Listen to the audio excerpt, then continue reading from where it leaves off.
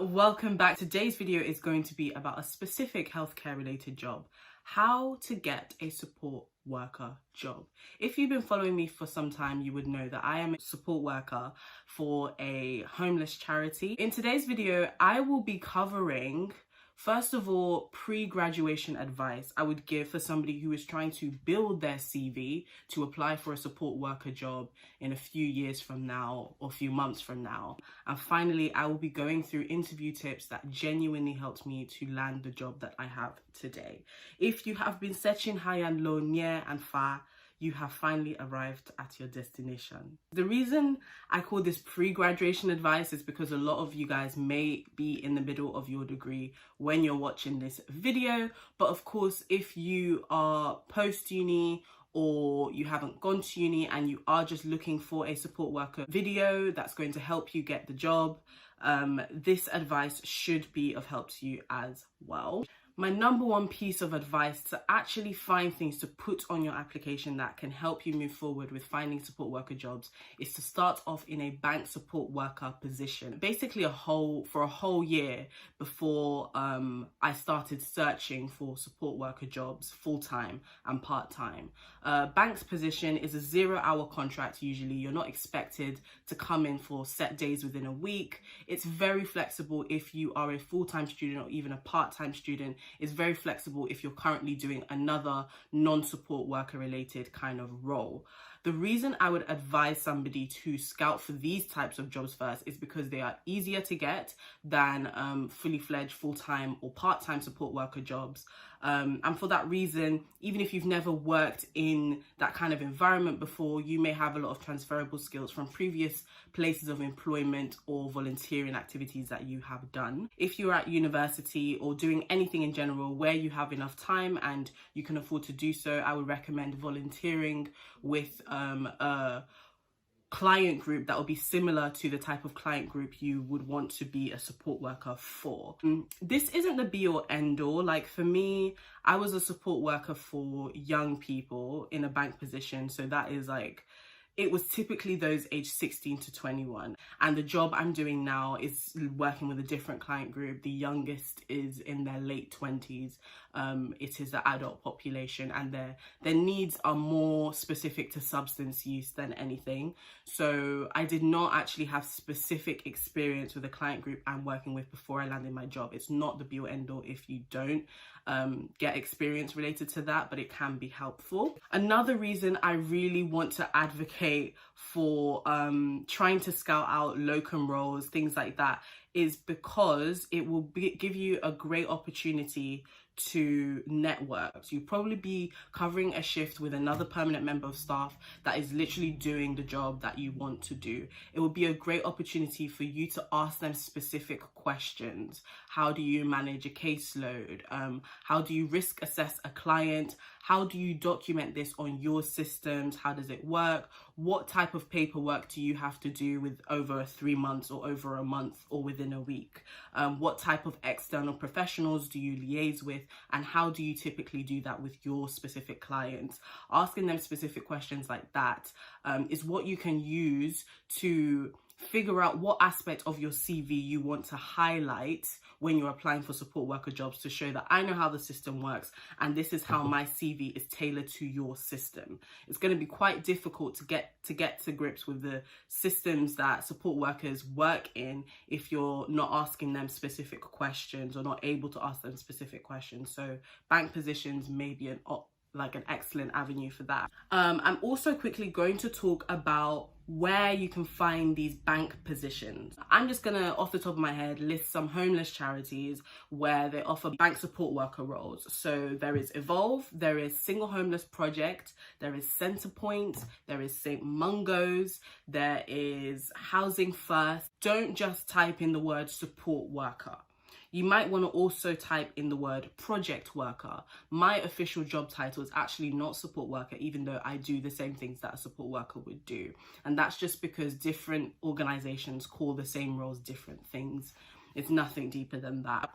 Moving swiftly on to CV tips. Honestly, if you have something more relevant to the role, you might want to put that at the top of your CV. So under the personal description section, next section is work experience. You might not want to go in chronological order. You might want to say, okay, my most relevant experience is, and then work your way down to the least relevant type of work or volunteering experience you've had. So there are different ways to structure a CV, and it doesn't always have to be in chronological order from which job you've done most recently. However, it is important to still put a time scale and let the employer or potential employer know how long you've done different roles. I still kept mine in chronological order just because my most recent form of employment was the most relevant experience as well.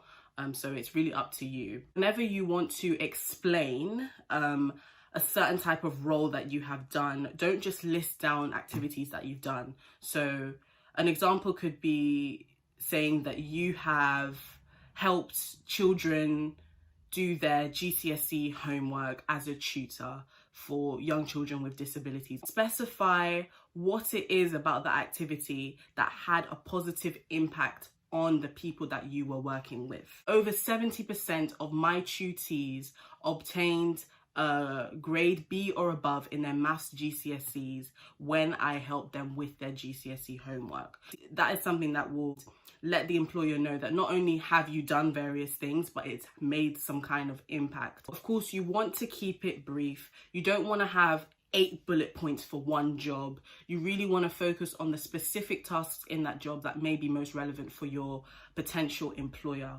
The people that are viewing your CV, at the end of the day, they're human beings. What they're looking for are people who have the skills that they want. So the best way to make sure that you get shortlisted or to improve your chances of getting shortlisted is to include the buzzwords. My final tip before we go on to interview advice is, if you are in the phase of looking for jobs, you haven't landed interviews yet, I will recommend looking for support worker jobs where the type of career progression they offer within their organization, within that company, is something that's good for an aspiring psychologist or whatever job you want to move on into afterwards. Because what I find is that a lot of the time, I'm not sure how good or how bad this is, but a lot of the time it can be easier for you to move up from your position when you're moving up within your organization rather than when you're applying externally to another organization. So what I mean by this is some support worker roles out there are available, and within that organization there may be other roles where once you've become like a good kind of senior support worker, you can move on to other roles. Maybe they are AP roles within the same organization. It may be a lot easier for you to make that move rather than applying for AP roles to another non-NHS organization or even within the NHS. So that's something to bear in mind. That's something I wasn't really actively thinking about when I looked for my jobs. And if I was to do it all over again, I would definitely prioritize looking for support worker jobs with that opportunity to move on to an even more psychologically related role. Finally, interview tips and advice. So when I was looking for support worker jobs, I actually already had a friend who had a support worker job, and one of the best advice that she gave me was to make sure you know the company's values. Now, this isn't because the company is going to ask you what are all 8.5 of our values in chronological order, please. They're not going to necessarily do that. They might do, I don't know. These people that are interviewing, they like to plot twist left, right and center. But it's because even if they don't ask you that question, what's really going to make you stand out compared to other candidates is when they ask you a question like, okay, what relevant work experience do you have for this role? You can tailor your answer to the values that the company has. If you can tie in relevant work experience, so maybe you want to be a support worker for teenagers. Okay, here's the time that I was working with a young population and I did a fun, engaging activity with them. This proves that I've got good people skills, I'm engaging. But hey, I talked about spaghetti, your values. Check me out. I'm better than the rest. I'm also now going to go through the types of work experience throughout your other roles that you might want to specify in your job interview, because these are support worker job description criteria, different types of skills, that they might expect from someone they will hire as a support worker. So the first one is managing a caseload. Can you think of a time you've ever managed a caseload of clients? Maybe at university, you were a welfare officer for one of your societies. Your caseload would have been all the people in the society that needed welfare check. Health and safety. Can you think of a time where you have been involved in managing health and safety regulations at an organization you were working at? Maybe you've done a building health and safety check as a locum support worker. Risk management and assessing. Now this is a big one. This is a big fat juicy one, okay? Risk assessing people. So can you think of a time where you have had to assess someone's risk, basically? A time where you have had to be involved in crisis management. Specific like niche knowledge and understanding of the client group related to this specific job role. You know, any background information about types of challenges that may arise in ex-offenders or people who have experienced different types of abuse. Using IT, one thing that can really set you apart and proving that you are very good at the IT element of this role is if you've had that locum position, that bank position, you've asked someone, okay, so how would I record an incident on your system? What is your system called? How do you use it? And then you go to that interview for that same company another day and you say, I'm actually familiar with using Inform to do various things like incident reporting, how to write up a risk assessment, how to do a support and safety plan, things like that. Written and verbal communication. So this one should be fairly easy for a lot of people. That's a very transferable skill from any sector that you're coming from. So don't be afraid to use your undergraduate university experience if you've got that to talk about your written and verbal communication. That is totally valid. Budgeting is another one. So maybe you're going to be working with clients who need support with managing their finances and so on. Has there ever been a time where you have done some kind of budgeting role within a society at university? Have you been a treasurer at a society? That would be very relevant, good experience to talk about. Finally, but not leastly, this is something that you may find you need to remember, not just during the interview, but also when you're writing your cover letter. Don't be humble, okay? Just this is not the time in your life to be humble. Being humble will not help you, will not get you points. The people that succeed are the people who are not afraid to sell themselves. You really have to sell yourself. And specifically, you're selling yourself through the type of language you use. So I'm going to talk about some words that we might commonly use to describe ourselves because we're so humble. You might say things like, I'm good at, I'm all right in, I'm okay with, I'm fairly decent with. So there's certain words that you just want to banish. Those might be those words, depending on the context. Other words you might want to consider: excellent, sufficient, highly skilled, exceptional. It sounds like very like, how can I call myself exceptional at something? Like, or highly skilled. Actually think about it. If you've done something for 3 years throughout your undergrad degree, why would you not be highly skilled?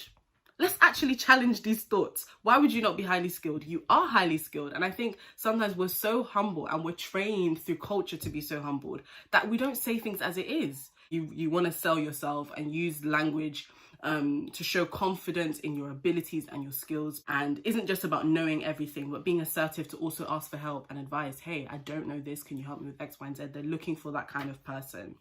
So that's everything that I have to share about today's video. Of course, if you've got any other questions or suggestions as a support worker yourself that you want to leave in the comment section below, feel free to. If you like today's video, don't forget to give it a thumbs up. And if you are new and you haven't already and you kind of like what I'm doing, don't ever forget it to subscribe down below. I'll see you in the next one. Bye.